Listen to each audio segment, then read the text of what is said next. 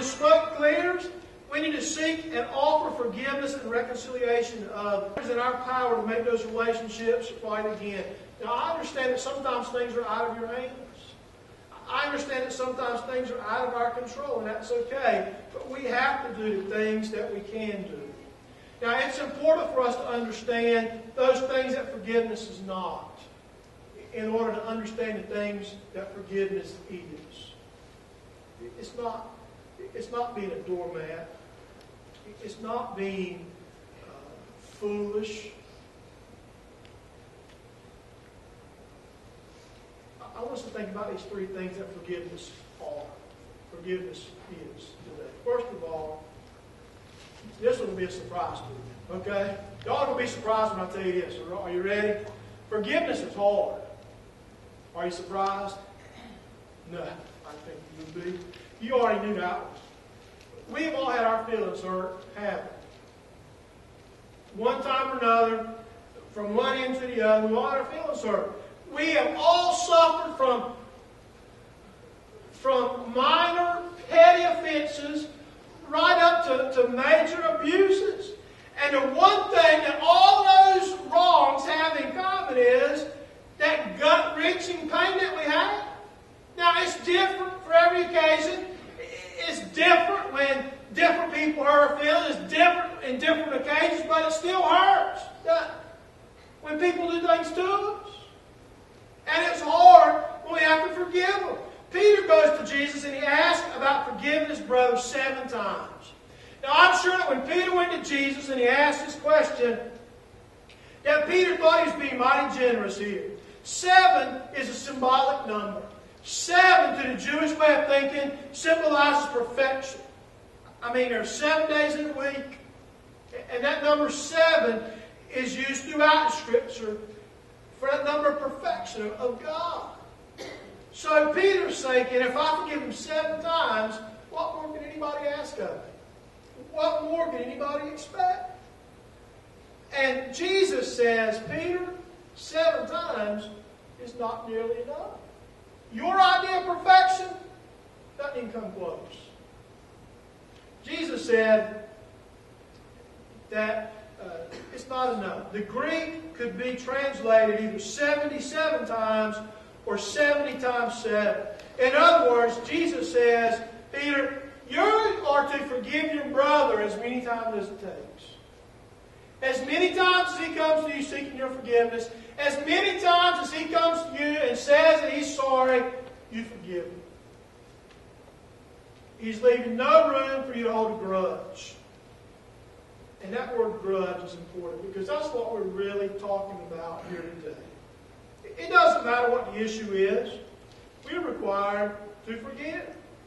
Now, I wonder if there's anybody here this morning who has forgiven that many times. I wonder if there's anybody here today who has forgiven 77 times to somebody. And if you go, yeah, I think I've done that. How about 70 times 7? Have you forgiven that many times? And I wonder if there's anybody here who needs to forgive one more time. And that's probably all of us. And notice, too, the size of the debt is really not the important thing.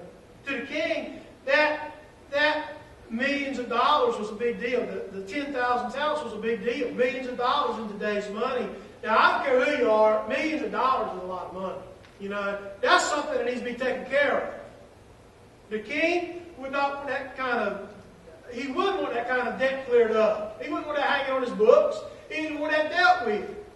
To the servant, this 100 denarii, that few dollars, that would be a big deal as well. And even though it's just a few dollars, it was important to him because, you know, sometimes even a few dollars can mean the difference between having enough and not having enough, can it? We all know about that, don't we? You ever been just a few dollars short? For whatever it was you needed? At the heart of this matter here is the principle of the thing. These men were owed something. And that was the deal. They were owed something that was not going to be paid back. These men had trusted their friends. They had loaned them their money in good faith, and they'd been let down. They had let them have their money. their hard-earned cash. And those men had took that money and looked them in the eyes and said, I'll get it back to you. Thank you. I'll pay you back. And they did. And they couldn't. And the more I thought about this parable, the less it is about the money. It is about the hurt and the deception and the being lied to. Now, Jesus doesn't go into other details here, and I don't know. Maybe these men's situations changed. Maybe they had a plan to pay back their money. Maybe they knew exactly what they were going to do to pay it back.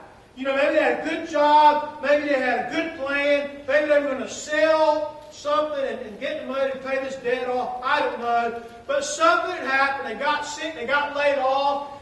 The market fell out. I don't know. The animal died. I don't know. But they couldn't pay it back. And when they were not able to pay that money back, it doesn't seem like they had a plan B. There was nothing else they could do. Maybe they tried to avoid the lenders. You know, I found out a long time ago that if you owe money to somebody and you can't pay it back, the very best thing you can do is call them up and be up front with them about it. Call them right up and tell them right up front exactly what the situation is. But when I was in college, I worked as a youth minister one summer up in Virginia. I was a youth minister on weekends and a security guard during the week. And the church paid every other week. And the security company, you had to work a week. You had to work 2 weeks before you got paid. So they paid you. They kept your money for a week. You follow what I'm saying? They were 2 weeks behind it paid anyway. So that was all well and good, except my truck payment came due before I was going to get paid. And I was sweating that. You know, truck payment was $123 and change.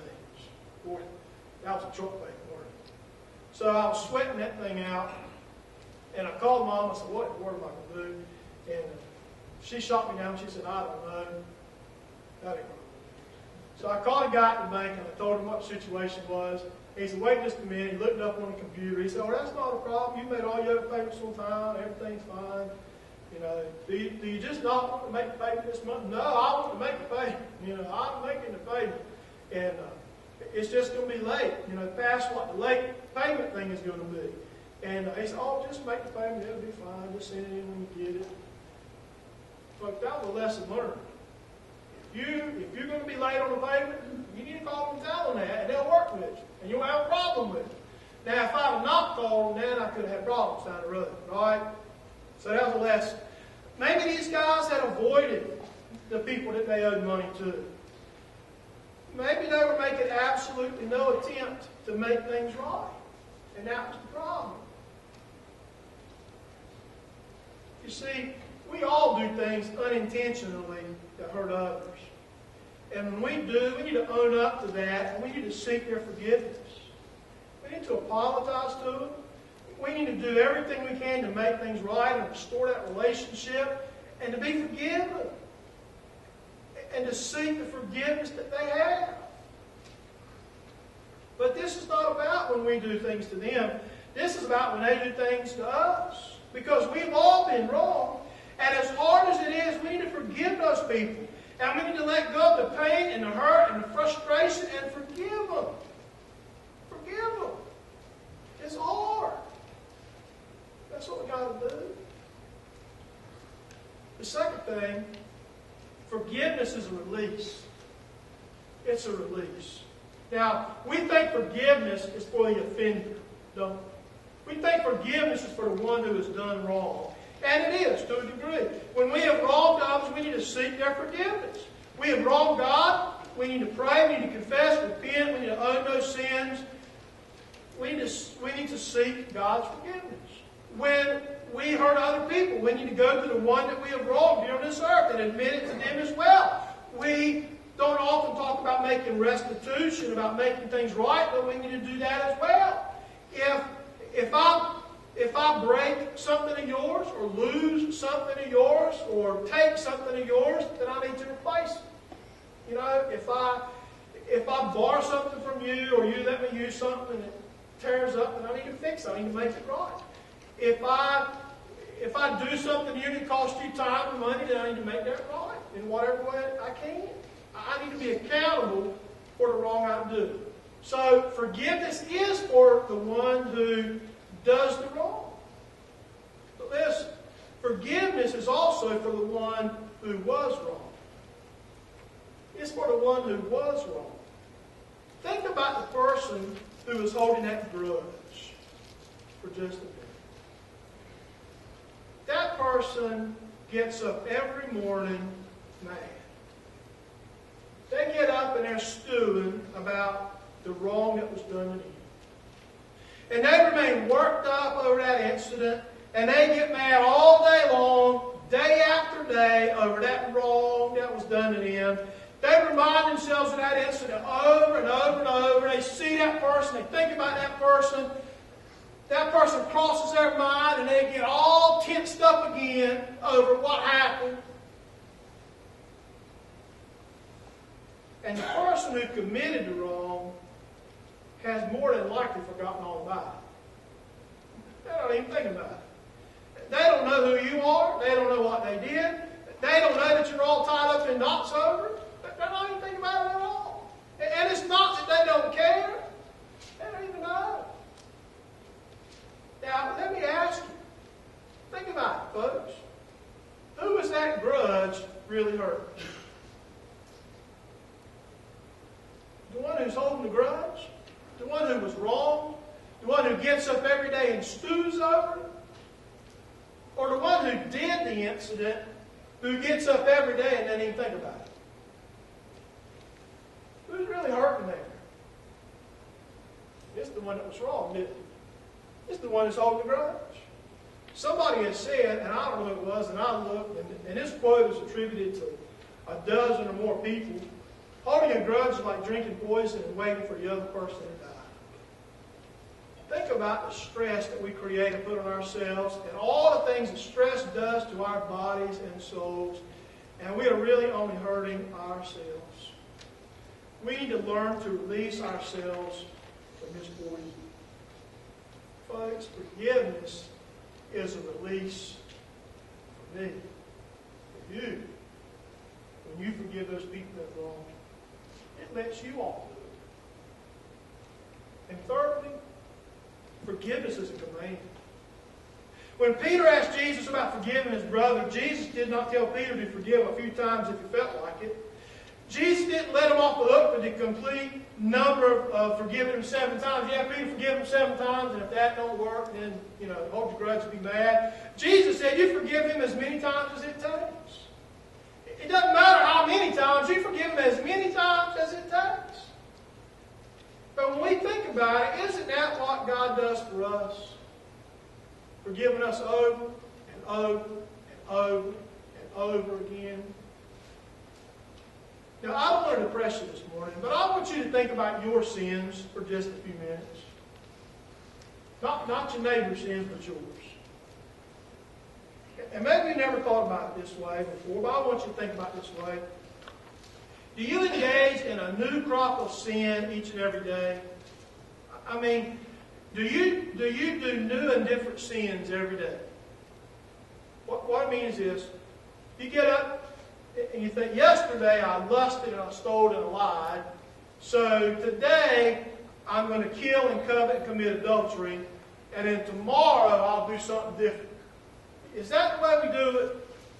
Or do we tend to stay hung up on the same sins over and over and over?